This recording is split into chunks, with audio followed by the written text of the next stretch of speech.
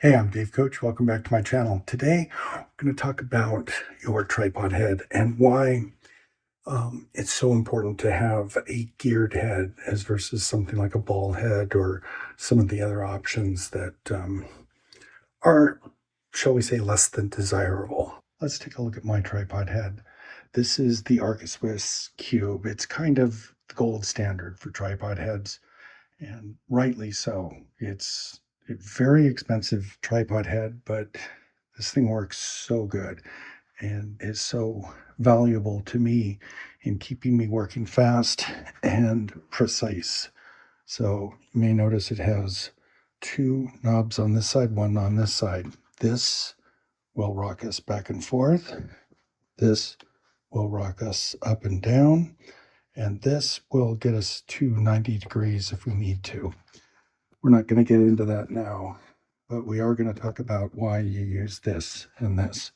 So here's my tripod. I walk in, I put the camera here, and I decide that's going to be my shot. And as you can see, I'm not level. Well, watch this. With just a couple of turns of this knob, I get us level on the side to side and now up and down. And there we are. We are right on precisely level. And it took all of 2 seconds. And the thing is, now it stays precisely level. And that's, I think, the most important thing for a tripod head to do is to not only get you to level as quickly as possible, but to then hold it and keep it level. And that's why a tripod head like this geared head is so important for this style of photography. When you're doing that 30 or 40 times in each house, speed matters. A couple of seconds here and there can be some serious time.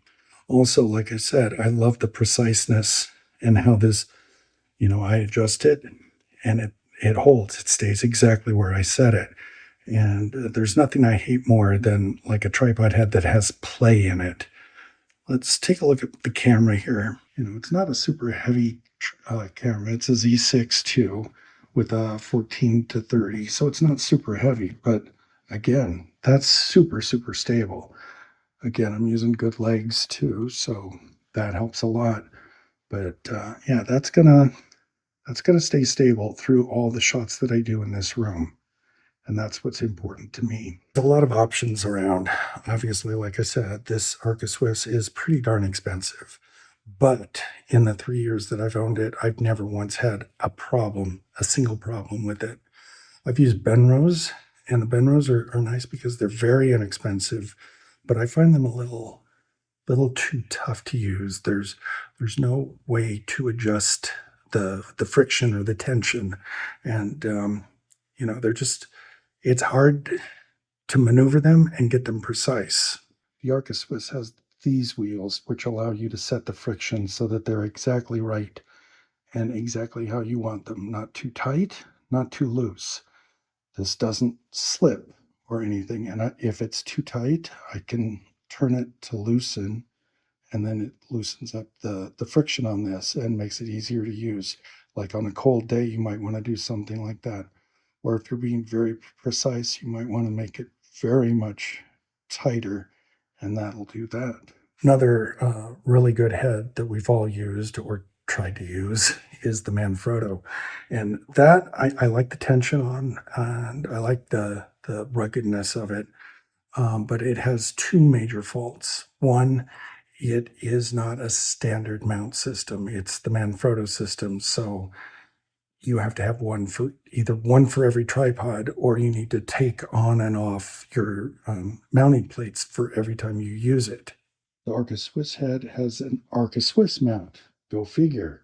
It's kind of an industry standard. And although I know everybody over at RS Really Right Stuff hates that we call this Arca-Swiss mount, that's kind of what it's called. So you get a standardized mounting, and then you just lock it into place, and there you go. That's nice and solid. And it's something you can use on every tripod, and it works from tripod to tripod, head to head, whatever mount you're using.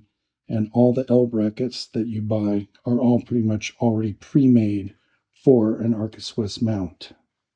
The other problem I've seen with Manfrottos is they, I don't know if the teeth break off or they wear or whatever it is, but they loosen up and they jitter and they don't hold steady after about a year of use. And there's no way to repair that. It's a replace sort of thing. And at $500 each, that gets really expensive really quick. You know, 3 of those, you know, going through one a year will pay for this Arca-Swiss. And yeah, I've been using the Arca-Swiss for 3 years with no problem. So there you go. I'd rather use the Arca-Swiss. So yeah, it's a little expensive, but it works and it keeps on working and it's built super solid. No problems at all. Really like this one. So that about wraps it up. That's why you got to use a geared head. And that's why, you know, it's what is the saying? Buy once, cry once. Yeah, you cry a lot when you buy the Arca-Swiss, and then after that, you're just super happy. You know, you get what you pay for. And if you're a professional photographer, if this is your gig, if this is what you do, you deserve to have the best gear. In my opinion, you know, this is what I do, and I'm proud of it, and I want it to look good every single time, and I expect my gear to work. So I buy good gear, and it does work. So I think it's worth spending that money on yourself to get really good quality stuff. So there you go. That's what I think about geared heads. My name's Dave Koch. Thanks for watching, and may your next shoot be your best shoot.